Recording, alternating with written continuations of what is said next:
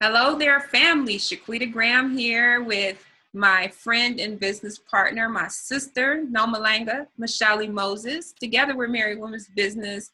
You can find out more about us and see more media at marriedwomensbiz.com, where we kind of really let loose and whatever. But now, we're going to talk about Don Cheadle, all right? This is a trip. Don Cheadle was on Twitter talking about Donald Trump. And he said that he's hated him, being Donald Trump, since he asked my friend's father at a Doro Pro-Am if he'd ever effed a N.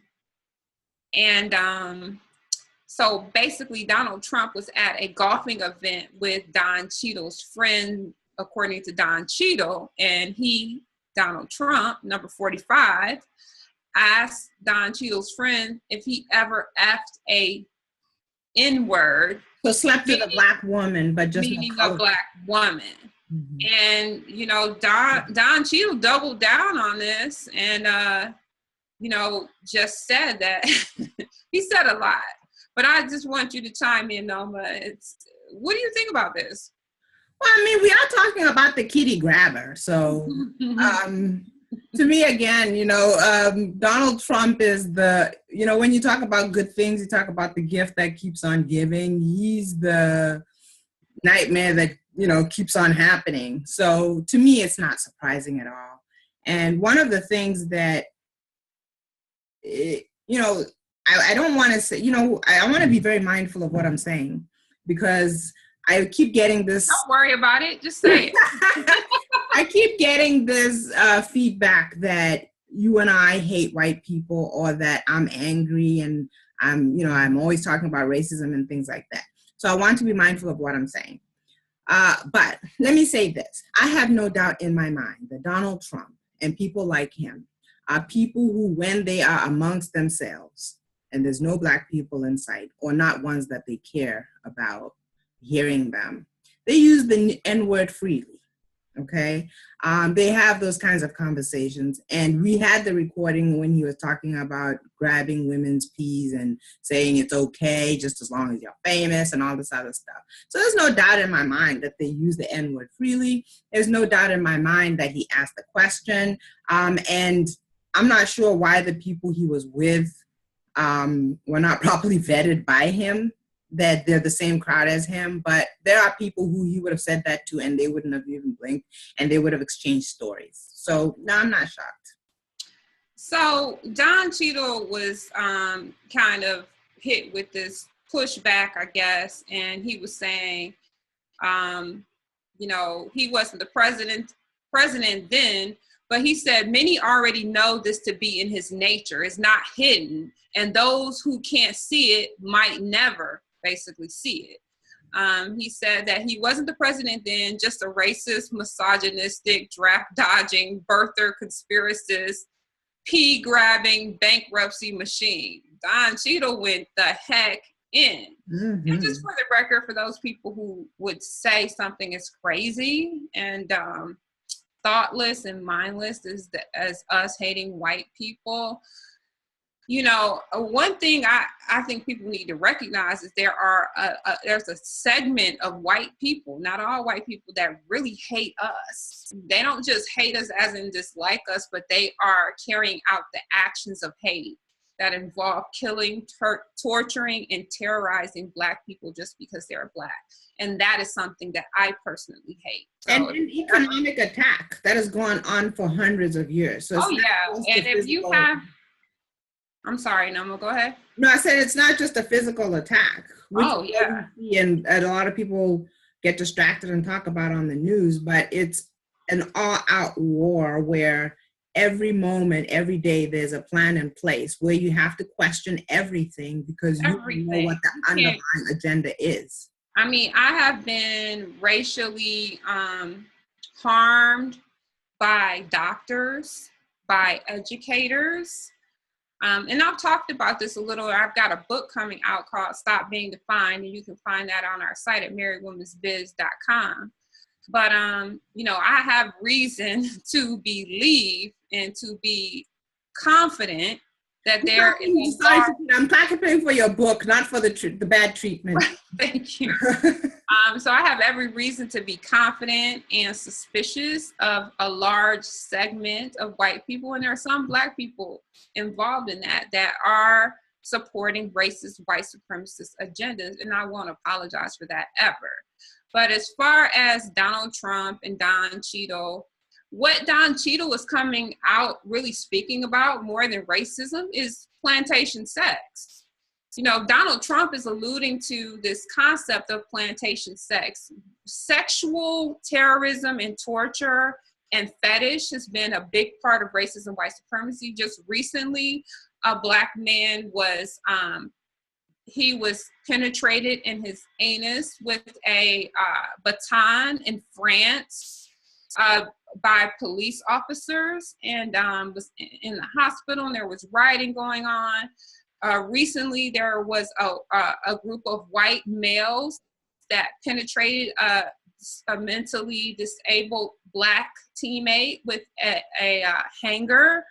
So, you know, white supremacists using sexual activity as a form of torture, terror, and confusion is common. And then you have somebody like Don Cheadle, who I believe is married to a white woman. So some people would say that he's participating in that same fetishy plantation sex type of behavior that Donald Trump is talking about. So it's interesting that he took issue with this. You know, I'm going to put aside Don Cheadle's own personal choices and say that, you know, reading through the tweets that it wasn't just one or two tweets, it was like a whole series of tweets. And he did really do his due diligence when he said, I don't like Donald Trump. He wasn't just speaking based off of just a quick emotion. He was talking about the history of Donald Trump, things he said, the things he's done. He even at one point said, go read his book. And when you've read his book, tell me that you can't tell me that what I'm saying isn't correct. And yeah, it's particularly disgusting when Donald Trump says something like that, because yeah, we do know that there are times where sexual activity happened where, just like slavery, in another segment, we're talking about the confusion between calling people slaves or immigrants. It's the same thing here, where you call interracial sex at that time, you call it sex when it was not sex, it was violation, you know. So you do have to question all these little things when you're talking about making America great again. And then you kind of couple that with the fact that the times that he's referencing are before now. And before now, these things were happening where women were forced, I shouldn't even say women, both men and women, Black men and women were forced into, and I hate the idea of calling them sexual acts. It's happening now. Right, and I hate calling it sexual acts because it wasn't really, it was more violence and violating of the person, you know, through their sexual organs, I guess, so it is a sexual act. So again, this is the kitty grabber who got elected. What was it? A few weeks after it was revealed and we all heard the audio. I mean, it is what it is. Yeah, I mean, again, I think that it's important to bring out, you know, that what he's talking about, it sounded like he was promoting this idea of having sex with an N. Like, if you feel like somebody is an N, you know, that's reducing a person to the lowest common denominator of life. That's what that word is for, to say that you're not even as good as a dog. And so to brag about sexual activity with someone like that, again, is an act of racism, white supremacy that we see often, because there are people who are saying, Donald Trump is not a racist. We don't know that he's a racist. You've got Black people saying that. Omarosa. I wonder how she feels about plantation sex. But anyway, but the point is that a lot of people can feel like somebody, because they're engaging in sexual activity with you, they're not a racist, and they don't understand that sexual activity with N's or with Black people is a very strong and important component of racism, white supremacy. So, I mean, I would urge Don Cheadle to think about that, Tay Diggs, and some of these other people. You don't hold back. But we could go on and talk about this. I want to encourage you guys to visit us at marriedwomensbiz.com. And we typically have, we may or may not have an extended cut of this particular topic, but all the topics that we discuss on social media, we tend to have extended cuts with them in the Married Women's Lounge. And we talk a little bit more, relax a little bit more, and you don't censor ourselves as much. So that's at marriedwomensbiz.com. Yeah, I mean, it's a safe virtual place where we uplift issues that are important to Black people from a Black perspective. And we don't have to worry about anybody censoring us because they don't value the Black perspective. Right. And also, I want to encourage you guys to join. We have a monthly webinar. It's at MWBevent.com, MWBevent.com, and that's where Shaquita and I are the hosts. It's called Winning in Business and Marriage, and just as the title says, we discuss topics and we share information, we share our experience, and we teach about how to be successful in both marriage and business. And it's great information for wealth building, family building in the Black community. Did you have any last thing to say? No, I just want to thank everybody for watching, and we appreciate all of the love and support, the emails, the people who comment on our private space, who come to marriedwomensbiz.com and chop it up with us. And so I just want to thank everybody for viewing, and thank you, Noma, for having this wonderful conversation with me.